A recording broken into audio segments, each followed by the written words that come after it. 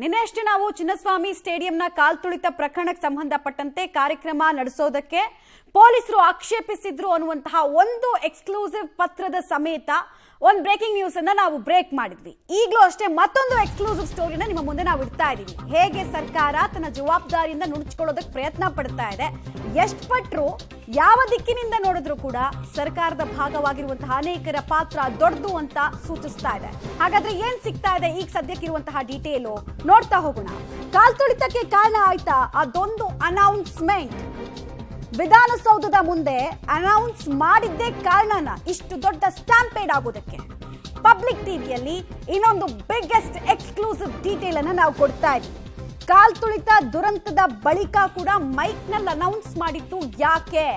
ಇಲ್ಲಿರುವಂತಹ ಜನ ಸ್ಟೇಡಿಯಂ ಹತ್ರ ಹೋಗಿ ಅಂತ ಅನೌನ್ಸ್ ಮಾಡಿದ್ದು ಯಾಕೆ ಅಂತ ನೋಡಿ. ಅಲ್ಲಿ ಆಯೋಜಕರು ಹೇಳೋದನ್ನ ಕೇಳಿಸ್ಕೊಳ್ಳಿ ಫಸ್ಟ್.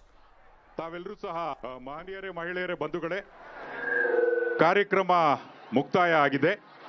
ತಾವೆಲ್ಲರೂ ಸಹ ಚಿನ್ನಸ್ವಾಮಿ ಕ್ರೀಡಾಂಗಣದ ಕಡೆಗೆ ಸ್ಥಳಾವಕಾಶ ಇದ್ರೆ ಹೋಗ್ಬೋದು. ಮಾನ್ಯರೇ, ಮಹಿಳೆಯರೇ, ಬಂಧುಗಳೇ, ಕಾರ್ಯಕ್ರಮ ಮುಕ್ತಾಯ ಆಗಿದೆ. ತಾವೆಲ್ಲರೂ ಸಹ ಚಿನ್ನಸ್ವಾಮಿ ಕ್ರೀಡಾಂಗಣದ ಕಡೆಗೆ ಸ್ಥಳಾವಕಾಶ ಇದ್ರೆ ಹೋಗ್ಬೋದು. ಮಾನ್ಯರೇ, ಮಹಿಳೆಯರೇ, ಬಂಧುಗಳೇ, ಕಾರ್ಯಕ್ರಮ ಮುಕ್ತಾಯ ಆಗಿದೆ. ತಾವೆಲ್ಲರೂ ಸಹ ಚಿನ್ನಸ್ವಾಮಿ ಕ್ರೀಡಾಂಗಣದ ಕಡೆಗೆ ಸ್ಥಳಾವಕಾಶ ಇದ್ರೆ ಹೋಗ್ಬೋದು. ಮಾನ್ಯರೇ, ಮಹಿಳೆಯರೇ, ಬಂಧುಗಳೇ, ಕಾರ್ಯಕ್ರಮ ಮುಕ್ತಾಯ ಆಗಿದೆ. ಚಿನ್ನಸ್ವಾಮಿ ಸ್ಟೇಡಿಯಂ ಹತ್ರ ಸ್ಥಳಾವಕಾಶ ಇದ್ರೆ ತಾವೆಲ್ಲರೂ ಹೋಗಬಹುದು ಅಂತ ಕಾರ್ಯಕ್ರಮದ ಆಯೋಜಕರು ನಿರೂಪಕರ ಬಾಯಲ್ಲಿ ಹೇಳಿಸ್ತಾರೆ. ಅದರ ಅರ್ಥ ಏನು? ಇಲ್ಲಿರೋ ಜನರನ್ನ ಡೈವರ್ಟ್ ಮಾಡೋ ಕೆಲಸವನ್ನ ಸ್ವತಃ ಸರ್ಕಾರದವರೇ ಮಾಡಿದ್ರು. ಈಗ ಹೇಳಿ, ಸಾವಿಗೆ ಯಾರು ಹೊಣೆ? ನೀವು ಹೇಳಿದ್ರಿಂದ ತಾನೇ ಜನ ಡೈವರ್ಟ್ ಆಗಿದ್ದು.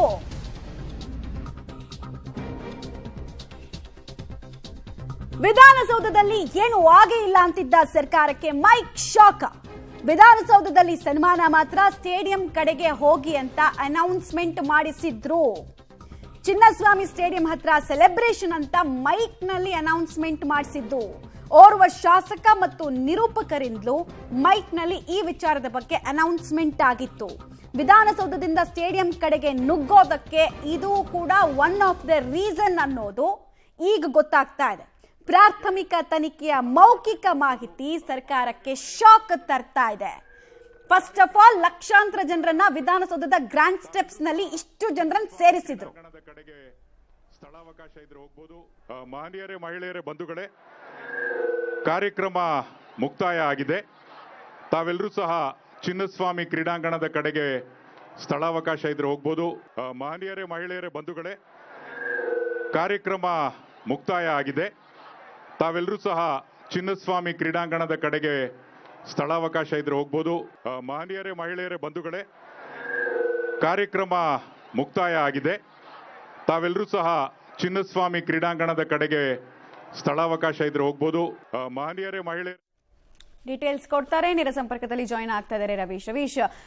ವಿಧಾನಸೌಧದ ಮುಂದೆ ಏನಾದ್ರೂ ಆಯ್ತಾ ಅಂತ ಜವಾಬ್ದಾರಿಯಿಂದ ನುಣುಚ್ಕೊಳ್ಳೋ ಕೆಲಸವನ್ನ ಮುಖ್ಯಮಂತ್ರಿಯಿಂದ ಹಿಡಿದು ಎಲ್ಲರೂ ಮಾಡ್ತಾ ಇದ್ರು.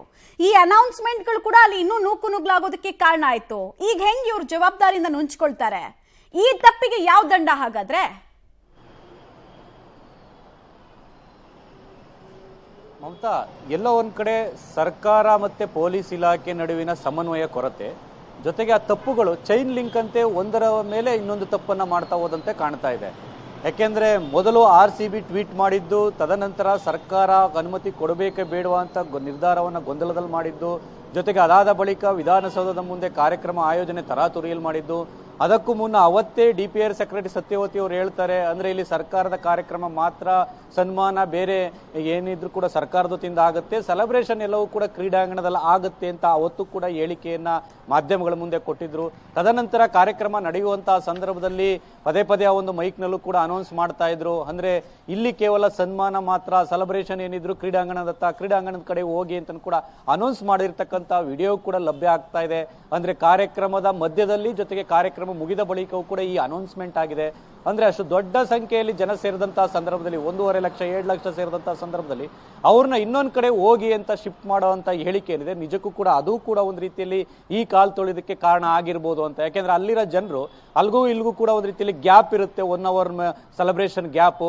ಹಾಗಾಗಿ ಅಲ್ಲಿಗಿಂದ ವಿಧಾನಸೌಧದಿಂದ ಚಿನ್ನಸ್ವಾಮಿ ಸ್ಟೇಡಿಯಂ ಬಹಳ ದೂರ ಏನಲ್ಲ, ಅಂದ್ರೆ ಇದೆಲ್ಲ ಒಂದ್ ಕಡೆ ವಾಕಬಲ್ ಡಿಸ್ಟೆನ್ಸ್ ಅಲ್ಲೇ ಕೂಡ ಹೋಗ್ಬೋದು. ಹಾಗಾಗಿ ಎಲ್ಲರೂ ಕೂಡ ಅಲ್ಲಿ ಕೆಲವರು ಅಲ್ಲಿಗೆ ಶಿಫ್ಟ್ ಆಗಿರುವಂತಹ ಸಾಧ್ಯತೆಗಳು ಕೂಡ ಇರುತ್ತೆ. ಹಾಗಾಗಿ ಈ ತಪ್ಪುಗಳನ್ನ ಸರ್ಕಾರ ಯಾವ ರೀತಿ ಸಮರ್ಥನೆ ಮಾಡ್ಕೊಳುತ್ತೆ ಅಂತ ಕೂಡ ಕಾದ್ ನೋಡ್ಬೇಕಾಗುತ್ತೆ.